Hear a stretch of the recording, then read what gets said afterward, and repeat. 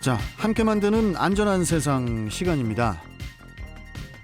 코너 들어가기 전에 지금 TVN 긴급정보가 지금 들어와 있어서 안내해드리고 가겠습니다.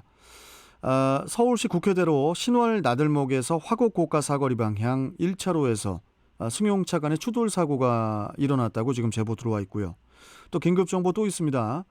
서울시 올림픽로 잠실역에서 잠실 사거리 방향 2차로에서 지금 승용차 간의 추돌 사고가 일어났다고 지금 제보 들어와 있네요. 참고해 주시고요. 자, 함께 만드는 안전한 세상.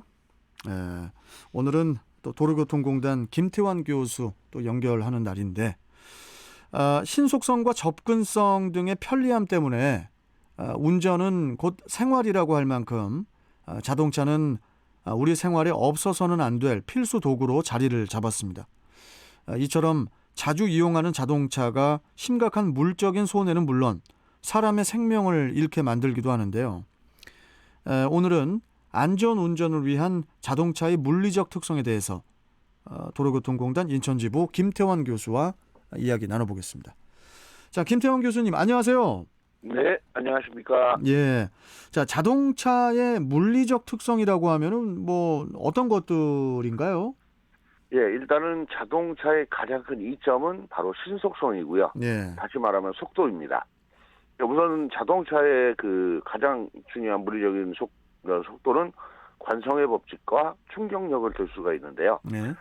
대부분의 교통사고는 자동차의 속도 때문에 발생하고 또 속도가 빠르기 때문에 위험을 보고도 피할 수 없거나 정지하지 못하게 되고 또 피해가 커지게 됩니다. 예. 이러한 과속이 치명적인 결과를 낳는 이유는 자동차의 운동 에너지가 사고 순간에는 차와 인명을 파괴하는 에너지로 쓰이기 때문인데 이때 운동 에너지는 속도의 제곱에 비례하기 때문에 그 피해도 속도의 제곱에 비례하게 됩니다. 그러겠네요. 예를 들어서 40km일 때보다 60km일 때 운동 에너지는 2.3배가 되고 그만큼 피해가 증가하게 되는 것입니다. 예. 또 평균 속도를 5km만 감소시킨다라고 하더라도 인명 피해를 30%까지 감소시킨다라는 연구 결과가 있고요. 운전자는 제한 속도 준수와 함께 상황에 맞는 안전 속도로 주행해야 되는 것이 기본입니다. 이 신속한 이동과 또 물적 운송 등의 편리성 뒤에는 이 속도의 위험성과 함께 이 과속이 모든 교통사고의 중요한 요인이라는 점은 뭐 강조해도 지나치지 않을 것 같습니다. 예, 과속이 위험한 이유는 바로 관성의 법칙으로 설명할 수 있는데요. 네. 정지해 있는 물체는 계속 정지해 있으려고 하고 운동하고 있던 물체는 계속 운동하려는 성질, 즉 관성의 법칙입니다. 예.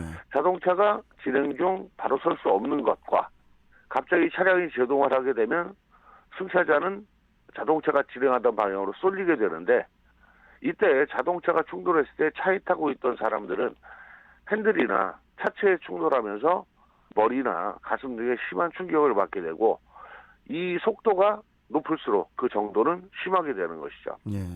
그리고 이러한 충격을 막아주는 게 바로 어깨, 가슴, 허리에 골반뼈 등의 치명적인 부위로 분산하는 역할을 하는 것이 바로 안전띠입니다. 요즘 대부분의 분들이 안전띠를 메고 계시는데 예. 안전띠를 매지 않았을 때는 착용했을 때에 비해서 병원에 입원하는 경우가 3배, 또 머리 구사로 인한 의식불명이 8.4배, 골절로 이어지는 경우가 2.7배 이상 크게 나타나는 것으로 조사됐습니다. 그렇군요. 또 이제 정지거리는 이 속도와 노면 상태에 따라서 또 크게 달라지기 때문에 이 도로 상황에 맞는 속도로 또 주행을 해야 할 것 같은데 어떻습니까, 교수님? 네, 1차적으로 운전 중 위험 상황을 발견하고 위험을 느끼고 브레이크를 밟는 일련의 동작으로 차량을 정지하게 되는데요. 예. 운전자가 어떤 위험을 발견하고 브레이크를 작동시키는 동안 자동차는 도로를 주행하고 있는데 이 거리를 공주거리라고 하고요. 또 브레이크가 작동돼서 차량이 완전히 정지할 때까지 필요한 거리를 제동거리라고 합니다. 그러면은 이 속도가 빨라지면은 그만큼의 공주거리하고 제동거리가 비례해가지고 증가할 텐데 이게 어느 정도 됩니까? 일반적으로 운전자가 전방을 잘 주시한 상태에서 갑작스러운 위험이나 장애물을 발견하고 뇌로 반응을 해서 생각해서 일반적으로 0.45초 정도가 소요가 되고요. 네. 통상 1초까지 소요된다라고 합니다. 가속 페달 위에 발을 브레이크로 옮기는 시간이 0.2초. 그리고 브레이크를 밟아서 유압이 발생하고 제동까지 걸릴 때까지가 0.1초.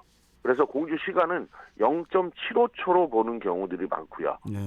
또 바퀴에 제동이 걸리기 시작해서 완전히 멈출 때까지의 시간을 제동 시간이라고 하는데, 자동차가 완전히 멈출 때까지의 정지 거리는 속도 곱하기 공주 시간 0.75초와 제동 거리에 합의되는 것이죠. 그렇군요. 이 당한 공주거리가 필요하기 때문에 위험은 뭐 당연한 것으로 볼 수 있을 것 같군요. 네, 더 중요한 것은 공주거리는 속도와 일치하게 이렇게 네. 증가가 되지만 제동거리는 속도의 제곱에 의해서 증가된다라는 것이 문제가 됩니다. 그러니까 속도가 2배가 증가되면 제동거리는 4배로 증가를 한다라는 얘기인데요. 자, 최소한의 안전거리를 유지해야 되는데, 일단 시속 100km로 주행할 때에는 최소한 74m 이상의 거리를 유지하셔야 되고요. 시속 80km에서는 51m 이상, 시속 60km에서는 32m 이상의 차간 거리가 반드시 필요합니다. 예. 또한 노면 상태도 제동거리에 상당히 큰 영향을 미치게 되는데요. 일반적인 건조한 노면의 마찰 계수를 0.8, 젖어있는 도로가 0.6, 그리고 비가 내리기 막 시작한 초기에는 0.4 정도밖에 되지 않기 때문에 막 비가 내리기 시작하는 시점, 이때에는 제동거리가 평상시보다 2배 이상 더 필요하기 때문에 충분한 속도 유지, 안전거리가 중요하고요. 타이어의 마모 상태 이런 것도 잘 관리를 해주셔야 될 것 같습니다. 예. 네. 이러한 이제 빗길, 눈길 등에서는 타이어의 마모 상태에 따라서 정상적인 타이어에 비해서 뭐 2배, 3배 이상의 제동거리가 길어지기 때문에 관리를 잘 해주셔야 되고요. 일상적인 타이어의 마모 상태 점검도 중요하지만 적절한 공기압이 들어있지 않은 상태에서는 오히려 더 미끄러지는 현상이라든가 방향을 제어하기 어렵기 때문에 예. 항상 마모 상태, 그다음에 공기압 관리 필요할 것으로 보입니다. 알겠습니다. 그리고 이 위험한 상황에서는 그 브레이크를 세게 밟게 되는데 이때 진행 방향이 바뀌지 않고 그대로 미끄러지는 것도 이것도 뭐 관성에 의한 건가요? 네, 그렇습니다. 브레이크를 세게 밟으면 구르던 바퀴는 완전히 정지하게 되고 바퀴는 아무리 방향을 조정하여도 자동차의 방향을 이끌어주지 못하게 됩니다. 그 관성의 법칙에 따라 진행하는 건데, 그래서 요즘에는 대부분의 차량에 ABS라고 하는 안티락 브레이크 시스템이 장착이 돼서 나오는 것이죠. 이는 바퀴가 잠기는 것을 방지해서 급제동을 하더라도 어느 정도의 핸들 조작이 가능하도록 되어 있지만 급제동하는 순간 대부분 다급한 상황이고 당황한 운전자가 핸들을 과대 조작해서 오히려 더 큰 사고로 이어지는 경우도 있지만 ABS를 너무 과실하는 것은 금물이고요. 안전거리 유지하고 과속을 하지 않는 운전 습관, 급제동 상황까지 가지 않도록 하는 것이 무엇보다 중요합니다. 알겠습니다. 저 마지막으로 교수님, 이 원심력은 구분 도로를 주행할 때만 발생하는 건가요? 네, 보통 그렇게 생각하시는 경우들이 많지만 그렇지 않은 경우도 있습니다.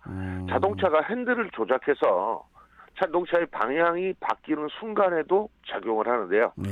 예를 들어 전선적으로 달리던 운동선수가 갑자기 방향을 바꾸기 어려워서 어느 정도의 곡선 반경이 필요하듯이 자동차도 속도가 빠르면 빠를수록 핸들을 과대 조작하게 되면 원심력에 의해서 차체가 미끄러지게 됩니다. 따라서 무엇보다 자동차의 올바른 속도에 대한 선택, 도로의 상황에 맞는 속도를 선택하시고 교통 상황에 확인할 수 있고 우리가 주변의 상황을 잘 살필 수 있는 속도를 유지하는 5030 잘 지켜주시면 좋을 것 같습니다. 알겠습니다. 자, 오늘은 자동차의 물리적 특성에 대해서 알아봤습니다. 자, 교수님 다음 주에 또 뵙겠습니다. 오늘 말씀 잘 들었습니다. 고맙습니다. 네, 감사합니다. 자, 도로교통공단 인천지부 김태환 교수와 함께 했습니다.